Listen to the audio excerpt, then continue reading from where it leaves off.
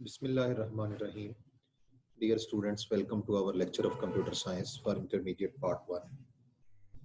हम कीबोर्ड को कवर कर रहे हैं और कीबोर्ड का जो मौजू है वो आल्ट कीज तक पहुंचा था। लास्ट टाइम हमने आल्ट कीज को पढ़ा। इसी तरह से आपको इस स्लाइड पर शिफ्ट कीज भी मैंने रेड सर्कल में की है, तो वो भी आपको नजर आ रही हैं। ये भी मेन कीबोर्ड पर यानी मेन कीपैड पर मौजूद होती हैं और ये एडिशनल कीज में शुमार किया जाता है इनका।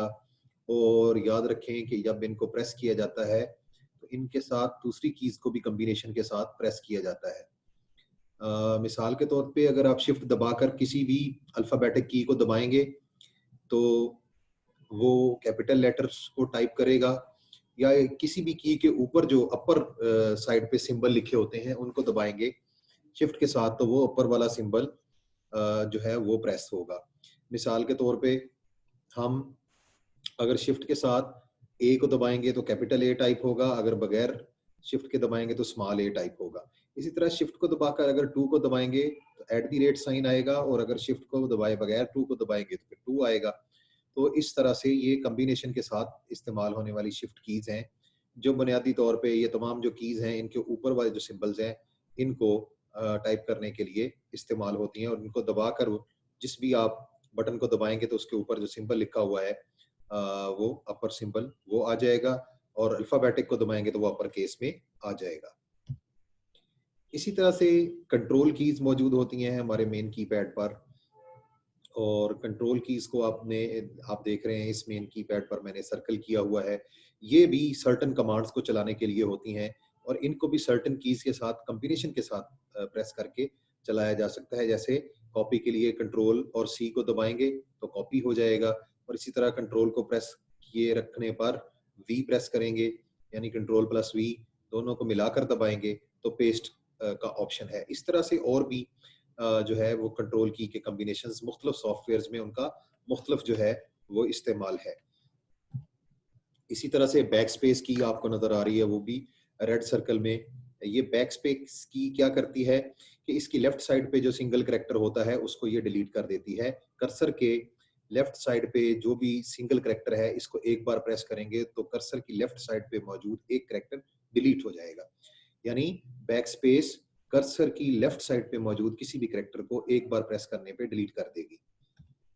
इसी तरह से जो एंटर की है ये हमारी कर्सर को नई लाइन के बिल्कुल शुरू में ले जाती है, और ये अमूमन पैराग्राफ के एंड पे ही एंटर की को प्रेस किया जाता है टाइपिंग अगर आप कर रहे हो। और इसको एंटर की को रिटर्न की भी कहा जाता है, और ये अमूमन दो काम करने के लिए होती है। नई लाइन भी देती है और ये कैरेज को भी रिटर्न करती है, यानी नई लाइन का भी इजाफा कर देती है और फिर आपका कर्सर भी उसकी शुरू में चला जाता है नई लाइन के। सो इसके बाद हमारे पास न्यूमेरिक कीज आ जाती हैं। ये आपको न्यूमेरिक कीपैड नजर आ रहा है इस स्लाइड पे, और ये अक्सर कीबोर्ड्स जो होते हैं उनके दाएं तरफ, इंतहाई दाएं तरफ यानी राइट मोस्ट जो साइड है उस पे मौजूद होता है ये। और इसके दो मकासद होते हैं।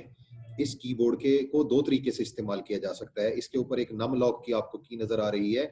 अगर नम लॉक ये टॉगल की है, अगर इसको ऑन किए रखेंगे तो फिर ये कीपैड न्यूमेरिक बन जाएगा, यानी इसमें आप 0 से लेकर 9 तक डिजिट भी टाइप कर लेंगे, और जमा मनफी ज़रब तकसीम ये जो इसके कीज बनी हुई हैं ये भी इस पर जो है वो ऑपरेट हो सकेंगी। और एंटर की है, डेल की है, डेसिमल की है, ये जो ये बुनियादी तौर पे ऑपरेट हो जाएगी। और अगर आप नम लॉक को ऑफ करके इस न्यूमेरिक कीपैड को इस्तेमाल करेंगे तो फिर कर्सर मूवमेंट की ये जो अपर एरो है, लेफ्ट एरो है, राइट एरो है, डाउन एरो है, home, page up, end, page down, insert, del, ये इसके ऑपरेशंस जो हैं ये ऑन हो जाएंगे।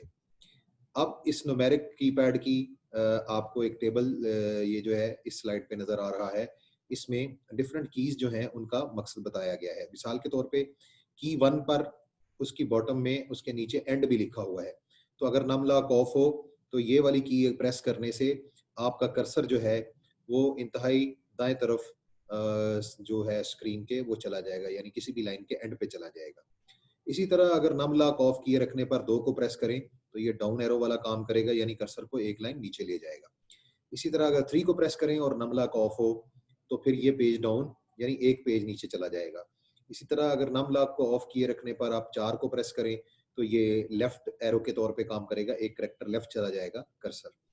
इसी तरह 6 को प्रेस करने पे राइट चला जाएगा, 7 को प्रेस करने पे कर्सर बिल्कुल शुरू में चला जाएगा किसी भी लाइन के।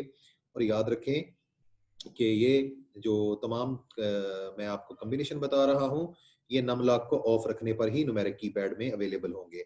इसी तरह से अगर 8 को प्रेस करेंगे तो कर्सर एक लाइन ऊपर चला जाएगा, ये अप एरो के तौर पे काम करेगा। और 9 को अगर प्रेस करेंगे तो फिर एक पेज ऊपर चले जाएंगे। अगर 0 को प्रेस करेंगे तो इंसर्ट मोड और ओवर टाइप मोड में आप स्विच कर सकते हैं। इसी तरह अगर आप डॉट को प्रेस करेंगे तो राइट साइड पे जो कर्सर के करैक्टर होगा ये उसको डिलीट कर देगा, ये डेल की के तौर पे इस्तेमाल होगा।